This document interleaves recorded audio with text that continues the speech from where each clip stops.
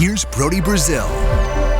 You know, this truly is a very unfortunate trend to be realizing here and now, but looking back, it feels like every single baseball season of the last couple years has been impacted in one way or another by a large sports betting story.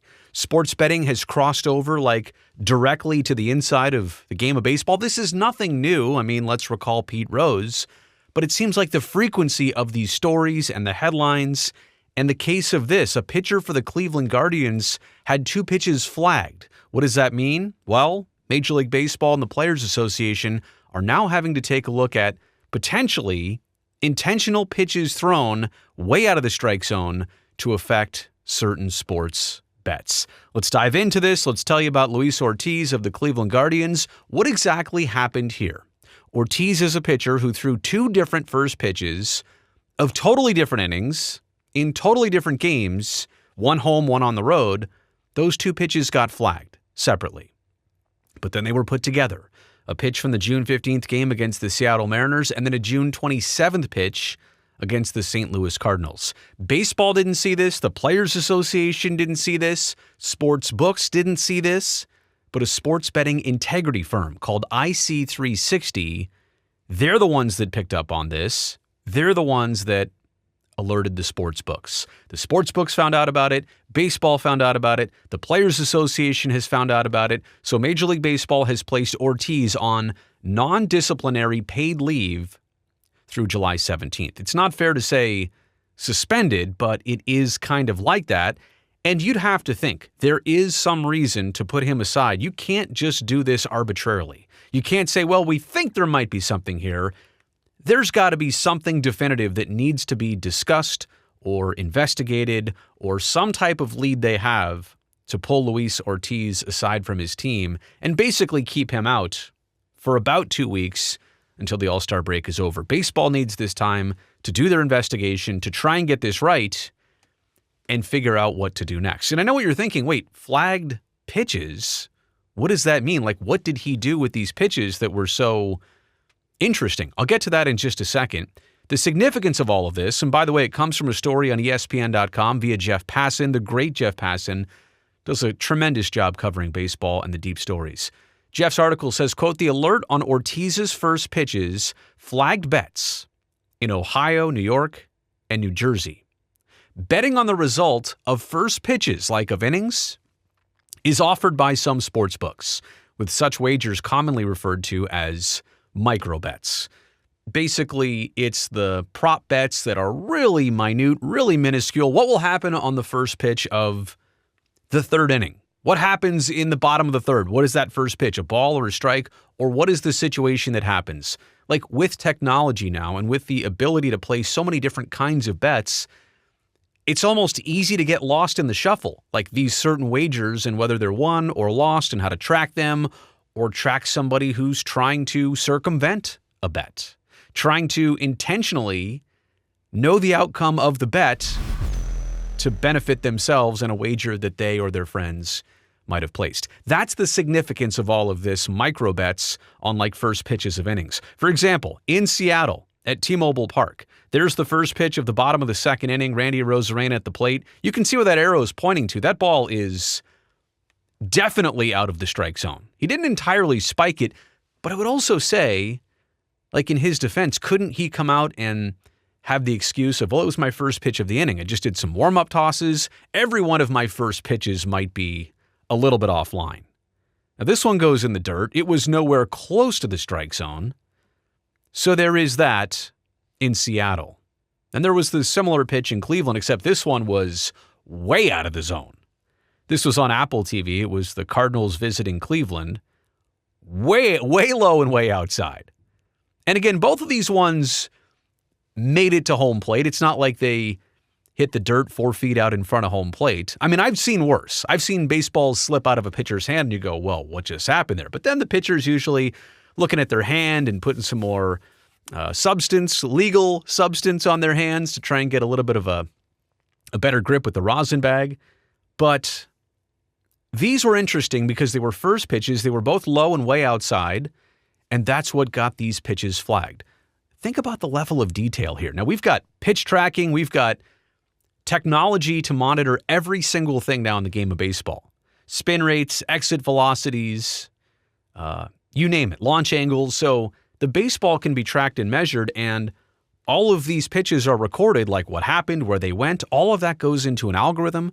A company like IC360 monitors that. They put together the bigger picture, and in this case, somebody gets flagged for it. Now, not in trouble yet, but currently flagged for it. There is some sensitivity here, though, because you think about recent Major League Baseball history and the crossovers with gambling and the troubles that some players and even an umpire got into.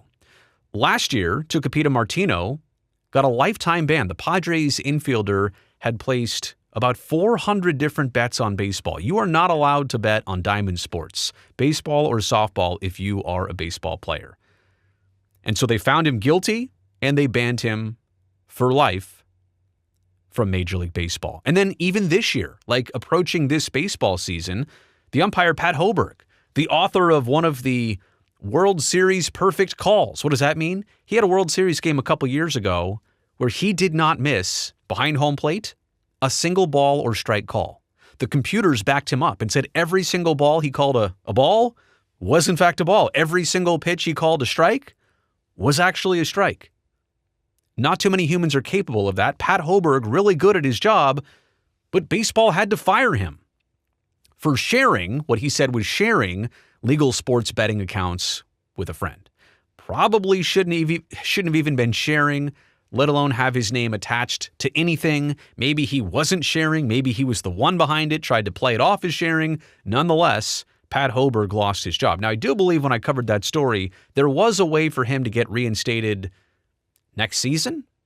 Not a permanent lifetime ban, but fired for now from Major League Baseball. But that's why, like I said at the beginning of this video, we've seen almost every single season sports betting really start to impede on Major League Baseball. This is not a one-off of the 18 or 1919 Chicago Black Sox or Pete Rose in a totally different era. Now we're starting to see something in 2022 and then 2023 and then 2024 and now 2025.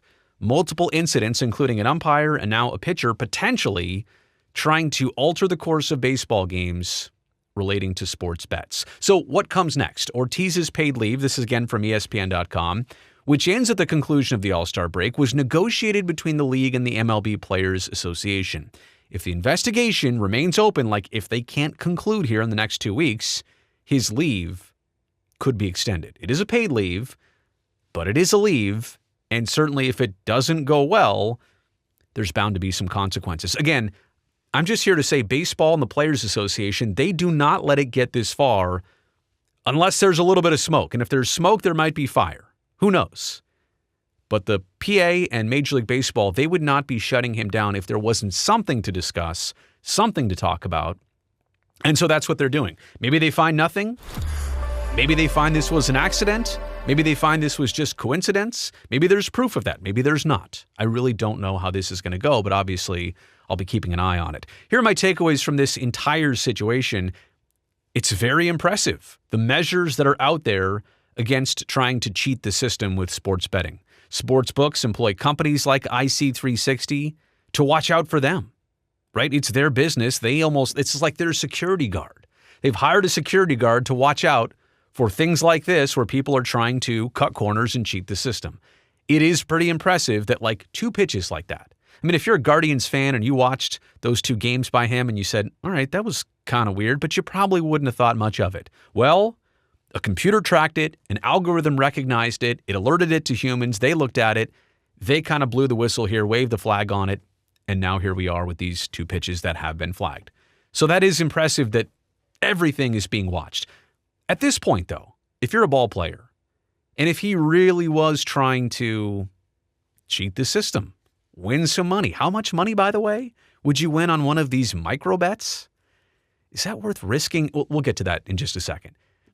I know I'm getting ahead of myself. But knowing the focus of baseball and knowing the intensity of sports books out there, knowing that there are companies like IC360 out there monitoring your every move, your every breath as a ball player, what would you be thinking if, in fact, you were trying to go against the system, if you were trying to manipulate baseball games to win sports bets?